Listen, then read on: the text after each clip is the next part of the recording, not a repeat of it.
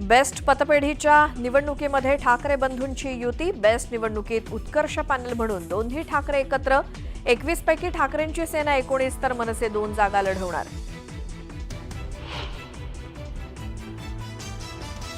प्रफुल्ल लोढांकडे महाजनांच्या अनेक सिड्या, तर मला जोडे मारण्याऐवजी लोढा आणि महाजनांना जोडे मारा।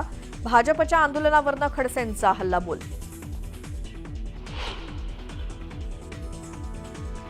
राहुल गांधींच्या आरोपानंतर विखे पाटील आणि थोरात आमने सामने। संगमनेर आणि शिर्डीतही घोटाळा झाल्याचा थोरातांचा आरोप।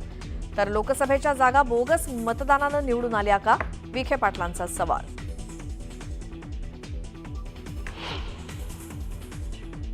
हे सगळं ऐकलं ना कुठनं या पुण्याचा पालकमंत्री झालो असं वाटायला लागलं। जे ते उठतंय ते मला उपदेशच करायला लागतंय। सगळा मागता मीच घेतलेला आहे, यांनी नुसतं उपदेश करायचा आहे। पुढे उठतं आणि मला उपदेश करायला लागतं, तर कुठून उठलो आणि पुण्याचा पालकमंत्री झालो कळत नाही। सामाजिक कार्यकर्त्यांवर अजितदादा संतापले।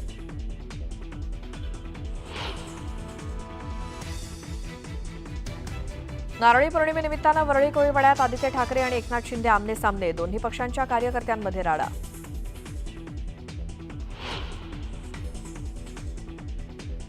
नितीन गडकरी आणि शरद पवारांचा एकाच विमानातनं प्रवास। विमानात दोघांमध्ये चर्चा झाल्याची माहिती। गडकरी आणि पवारांच्या एकत्र प्रवासामुळे चर्चांना उधाण।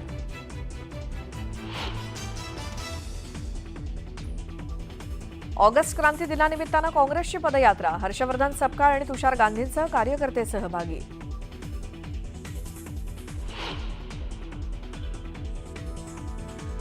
सोलापूरमधील शरणू हंडे अपहरण प्रकरणी आणखी 2 आरोपींना पोलिसांकडून बेड्या। कर्नाटकच्या इंडी गावात पोलिसांची कारवाई।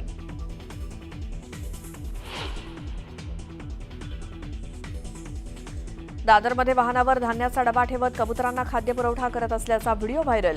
मुंबई हायकोर्टाच्या निर्णयाचं दादरमध्ये उल्लंघन। जाब विचारल्यानंतर संबंधित व्यक्तीची अरेरावी।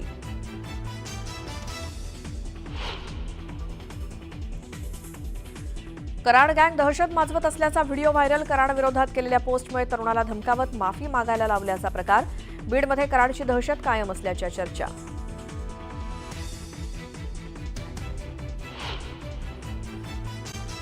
तर इकडे ऑगस्ट क्रांती दिनानिमित्ताने काँग्रेसकडून पदयात्रा काढण्यात आली आणि काँग्रेस प्रदेशाध्यक्षांसह हर्षवर्धन सपकाळांसह तुषार गांधी आणि समविचारी संघटनांचे पदाधिकारी उपस्थित होते। गिरगाव चौपाटीच्या टिळकांच्या पुतळ्यापासून सुरू होऊन नाना फोक मार्गद्वारे ऑगस्ट क्रांती मैदानापर्यंत ही रॅली काढण्यात आली आणि स्वतंत्र संग्रामातील आणि भारत छोडो आंदोलनातील स्वातंत्र्यवीरांना आदरांजली वाहणे हा या पदयात्रेचा उद्देश आहे। या पदयात्रेमध्ये तुषार गांधी, हर्षवर्धन सपकाळ, नाना पटोले आणि इतर काँग्रेस नेते सुद्धा सहभागी झाले। ऑगस्ट क्रांती दिनानिमित्ताने काँग्रेसकडून पदयात्रेचं आयोजन करण्यात आलंय। गिरगाव चौपाटी या ठिकाणी लोकमान्य टिळकांच्या पुतळ्यापासून ऑगस्ट क्रांती मैदानापर्यंत ही यात्रा असणार आहे। काँग्रेस प्रदेशाध्यक्ष हर्षवर्धन सपकाळ, महात्मा गांधींचे नातू तुषार गांधी हे यात सहभागी झाले।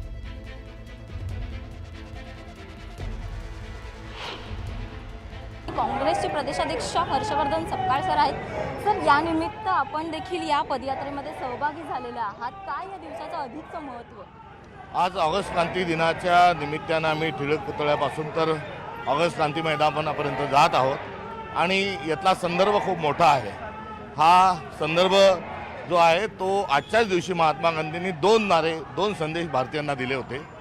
करो या मरो, तर भारत छोडो। भारत छोडो हा त्यांनी इंग्रजांना दिला होता। जे इंग्रज हे आपल्याला गुलामगिरीत ठेवत होते आणि हुकुमशाही पद्धतीने वागत होते, तर आपल्या देशाला लुटत होते।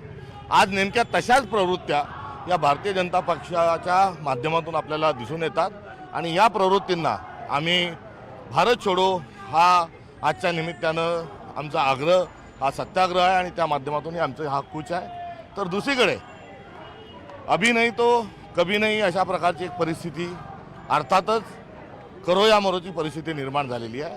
त्यामुळे लोकशाही गिळू पाहणाऱ्या सर्व प्रवृत्तींना अर्थात भारतीय जनता पक्षाच्या विरोधात आपण सर्वांनी एकत्र येऊन लढा दिला पाहिजे आणि करो या मरो अशा प्रकारची एक परिस्थिती आज देशामध्ये हुकुमशाही, तानाशाही आणि लूट या माध्यमातून निर्माण झालेली आहे। सर, शहीद तुकाराम ओंबळे यांना तुम्ही श्रद्धांजली वाहिलेली आहे, अभिवादन केलेली आहे। निश्चित एक महाराष्ट्राच्या ज्या आणि भारताच्या ज्या शहीदीच्या ज्या परंपरा आहे त्यामध्ये त्यांचं एक अनन्यसाधारण महत्त्व आहे। हेमंत करकरे यांचाही मृत्यू त्याच दंगलीमध्ये झाला होता आणि त्या हल्ल्यात हेमंत करकरेंच्या संदर्भात कसं वागलं गेलं हे आपल्याला माहिती आहे. त्यामुळे हेमंत करकरेंचा आणि त्या 26/11 शहीद झालेल्यांना एकीकडे पुष्पहार अर्पण करायचा तर दुसरीकडे त्यांच्या नावावर कांगावा करायचा, या प्रवृत्तीचाही देखील धिक्कार आम्ही त्यांना श्रद्धांजली अर्पण असताना केला आहे. व्हिडिओ जर्नलिस्ट उमेश गोविलकरसह स्नेहा जाधव, न्यूज 18 लोकमत, मुंबई. लोकसभेचे विरोधी पक्षनेते आणि काँग्रेस नेते राहुल गांधी यांनी पुन्हा एकदा निवडणूक आयोगावरती आणि भाजपावरती हल्लाबोल केलाय. कर्नाटकची राजधानी बंगळुरू या ठिकाणाहून त्यांनी निशाणा साधलाय.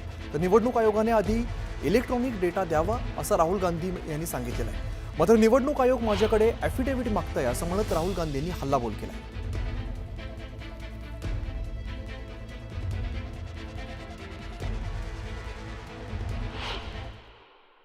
मुझसे इलेक्शन कमीशन एफिडेविट मांगता है, मुझसे कहता है कि मुझे ओथ लेना है। मैंने पार्लियामेंट के अंदर ओथ लिया है, इस संविधान के सामने ओथ लिया है, इस पर हाथ डाल के वोट लिया है, इस पे हाथ डालकर ओथ लिया है। और आज जब हिंदुस्तान की जनता हमारे डेटा को लेकर इलेक्शन कमीशन के वेबसाइट पर सवाल पूछ रही है तो इलेक्शन कमीशन ने अपना वेबसाइट बंद कर दिया। मध्य प्रदेश, राजस्थान, बिहार के वेबसाइट बंद कर दिए हैं। नरेंद्र मोदी 25 सीट की मार्जिन से प्रधानमंत्री हैं। एक सीट हमने दिखा दी कि चोरी हुई है। 25 सीट वो 35,000 या कम वोटों से जीते हैं।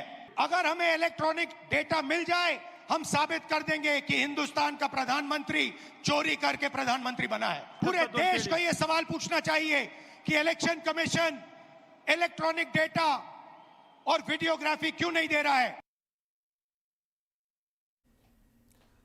तर राहुल गांधी यांनी विचारलेल्या प्रश्नांची उत्तरं निवडणूक आयोगाने देणं आवश्यक आहे. संगमनेर मतदारसंघाबाबत आम्ही निवडणूक आयोगाकडे जी माहिती मागितली ती दिली गेली नाही. आमच्या मनातही अनेक शंका आहेत. शिर्डी मतदारसंघातही हजारो मतदारांची नोंदणी वाढवून घोटाळा झालाय. निवडणूक आयोगाकडे तक्रार करून सुद्धा कोणतीच कारवाई झालेली नाही असा आरोप काँग्रेसचे नेते बाळासाहेब थोरात यांनी केलाय. दरम्यान कर्नाटकमध्ये काँग्रेसचं सरकार आणि देशामध्ये लोकसभेच्या जागा बोगस मतदानाने निवडून आल्या का असा प्रश्न उपस्थित करत विखे पाटलांनी राहुल गांधी आणि बाळासाहेब थोरातांवरती पलटवार केला. आपल्या स्वतःचा अपयश झाकण्यासाठी हे बेताल आरोप करण्याचं एक मला वाटतं एक परंपरा राहुल गांधींनी त्या ठिकाणी निर्माण केलेली आहे. आता आंध्रमध्ये ज्या तुमचं सरकार येतं त्यावेळी असं बोगस मतदान झालं असा आरोप आपण कधी केला का? कारण कर्नाटकामध्ये काँग्रेस सरकार आलं, मग ते बोगस मतदान आलं का? लोकसभेमध्ये एवढा मोठा जनादेश तुम्हाला मिळाला, तो बोगस मतदानी मिळाला का? परंतु लोकसभेच्या निगेटिव्ह नॅरेटिव्हवर जे यश मिळालं ते विधानसभेला मिळालं नाही, कारण लोकांनी यांचा खरा चेहरा समजला. संगमेरच्या बाबतीत सुद्धा जे काही आम्ही माहिती मागितली ती आम्हाला दिली नाही. आमच्या माहिती व्यतिरिक्त आम्ही जे म्हणतो तो आम्हाला व्हीव्हीपॅट मोजायला द्या, तो अचानक निर्णय सुप्रीम कोर्टनं सांगितल्यानंतर निर्णय फिरवला गेला, आम्हाला तो दिलेला नाही. अनेक शंका आमच्या मनामध्ये सुद्धा आहेत, म्हणजे ईव्हीएमच्या सह आमच्या मनामध्ये शंका आहे. परंतु इथे शिर्डी मतदारसंघामध्ये हा मतदार नोंदणीचा घोटाळा चाललेला आहे हे स्वतः आपण कॅमेऱ्यामध्ये तुम्हीच कैद केलेले. याच्या पलीकडे जाऊन आम्ही त्यामध्ये तक्रारी सुद्धा निवडणूक आयोगात केल्या होत्या की या मतदारसंघात अनेक घोटाळे चालले, हजारो मतदान वाढवले जातंय, हे थांबलं पाहिजे. याच्यावर कोणतीच कारवाई झाली नाही.